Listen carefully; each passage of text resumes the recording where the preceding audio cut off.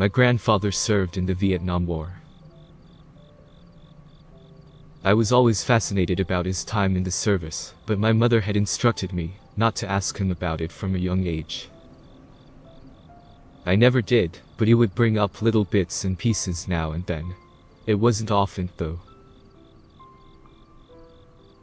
My grandfather was a kind, yet strict, man. My grandma told me that he was a very laid-back and calm man before the war. But afterwards, he became the old, hardened man that I knew growing up. I distinctly remember playing with military toys as a kid, and he just walked in and shook his head, saying, "It wasn't like that, kid." What I'm trying to say is that, although I love my grandfather, he can be a cold man sometimes. I don't blame him. I didn't see the horrors that he saw. Time has taken its toll on my grandfather, though. And all his years of smoking have caught up with him. For the last few weeks he's been in a hospital on his deathbed. The cancer has spread from his lungs to the rest of his body. I've been spending a lot of time beside his bed, just keeping him company or watching TV with him. Recently, likely because he knows that his time is coming sooner than later, he has been telling stories. Some have been about his childhood, raising my mother, old school friends, while others, and more importantly, have been about his time in Vietnam. The stories started off small, with him first telling me about some of his friends that he served with. As time went on, though, he opened up more and more. He started telling me about the things that he did and saw. He told me about the napalm attacks in the jungle. How he and his squad were right on the outside of the clear zone when it hit. They watched the planes drop it, setting ablaze the jungle, and, in turn, everyone inside. He said he heard the screams of those burning alive. Gut-wrenching, horrible screams of pure agony.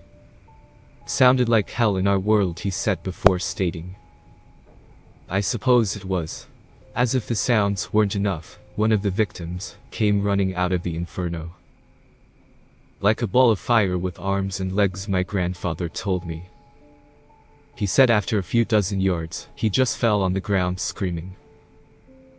My grandfather and a war friend of his walked over to the burning body, to see it struggling to extinguish the flames on the ground. My grandfather looked away from my eyes at this part of the story. "It was just a fucking kid," he sighed. "Fucking kid with his flesh melting off his damn bones." He took a deep breath. "We couldn't just leave him there like that, so I took out my gun and put the poor bastard out of his misery." I knew that these stories were causing him distress, bringing back memories that he likely had tried to forget for years. I told him that he didn't have to talk about any of this if he didn't want to, but he insisted, saying, "That wasn't even the worst thing that I saw." It was the middle of the day. My grandfather and his squad were walking through the jungle. He said they were doing their usual thing when his sergeant put his hand up for all of them to stop and stay quiet. "This happens sometimes," he said. "Sergeant would think he heard something and we'd have to shut up. Saved our lives a few times, I suppose. Other times." He trailed off.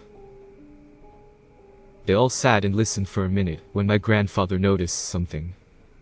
Nothing in the jungle was making a sound. No wildlife, no bugs, not even the swing of leaves in the wind. Nothing.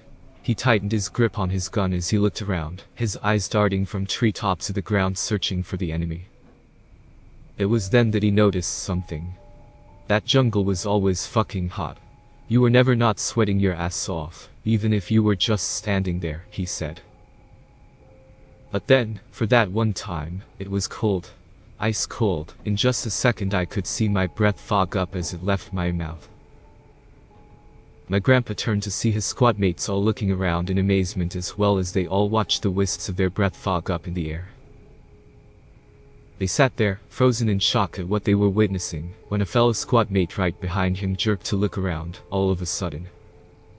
Clearly started by something he heard in the jungle. Tharp, the soldier, and I were buddies. We had seen a lot of shit together in the war, so I knew he was usually level-headed, even under fire, my grandpa clarified. But we could see from the look on his face that whatever he had heard had spooked him real bad. Then, out of nowhere, he called out into the jungle, "Jill." Grandpa said he had instantly clapped his hands over Tharp's mouth to shut him up. The soldier struggled against my grandpa to try and break free, as the rest of his squad got ready for the inevitable firefight that was sure to come after. Tharp had given up their location by yelling. "Wait," I interrupted my grandpa's tale. "Was Jill another soldier?" "Jill was Tharp's girlfriend back home," Grandpa said coldly. Even with my hand over his mouth, he kept trying to call for Jill, over and over again. I kept whispering to him, "Tharp, you gotta calm down, Jill's not here, you're gonna get us all killed," but he just kept struggling. That was when another one called out, this time calling for his mom. No one was there to stop the other soldier like my grandpa had Tharp, allowing the soldier to run straight into the jungle, calling out to his mother. Tharp was fighting to break free, tears now rolling down his eyes as he struggled to break free. My grandpa held his ground, though, doing his best to keep the soldier pinned. However, my grandpa was distracted as another soldier ran into the jungle, calling after someone they knew from home, someone who had no right to be in the jungles of Vietnam.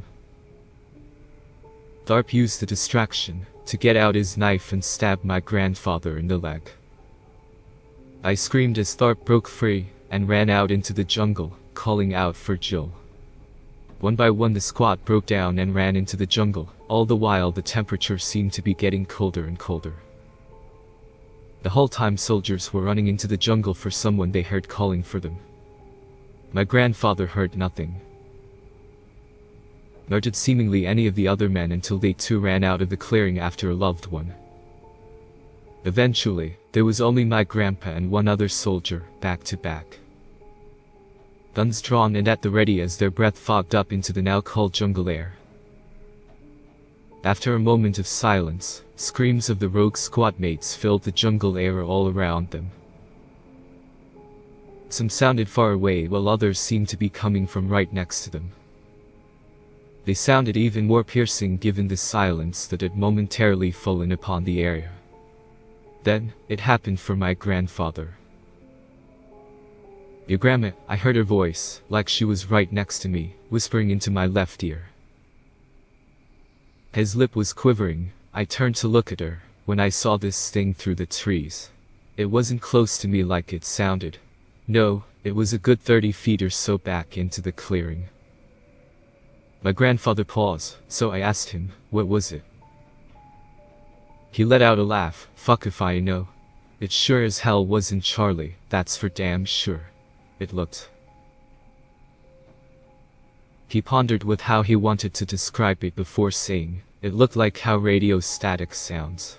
Like I couldn't make out what I was seeing, because my eyes were getting a bad signal. I could tell it was big though. Real fucking big. Looked like a shadow too." He added, "I could see that it was ripping one of our guys apart, sending the camo legs of one of my squad mates hurtling into the jungle. I didn't watch to see what it did to the top half of the guy. I don't know if the other guys that ran towards that thing had seen it, or had just heard a voice and ran that direction in a panic, but whatever the reason, I didn't go after it. I was mortified. I grabbed the guy behind me and started dragging him back in the general direction of our base. He figured out what I saw doing and screamed at me. Said he wasn't going to leave his soldiers behind."